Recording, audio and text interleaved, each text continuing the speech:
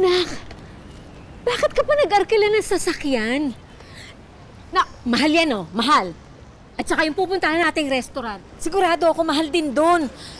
Alam mo ba pinagagawa mo, ha, Kiray? Ha? Alam mo ba? Ano yun? Lahat na lang ng kinita mo sa racket mo, lahat yan, diyan mapupunta. Tapos, ano ba to?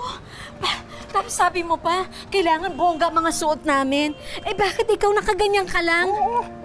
Ma, syempre, follow lang tayo dito. Baka mamaya makilala nila ako na ako si Kiray. Halika na, halika na, halika na. O, halika na. Ay, yan na po pala kayo. Halika na. Ay, ako na po, ma'am. Ha? Napakabait nyo naman mga mo. Ang babait nyo sa katulong nyo. Ha? Pare, sige na. Kami na ang bahala dito. Mag-start mo na yung sasakyan. Sige, boss. Oh, anak. Narinig mo yun, ha? Katulong daw ang dating mo.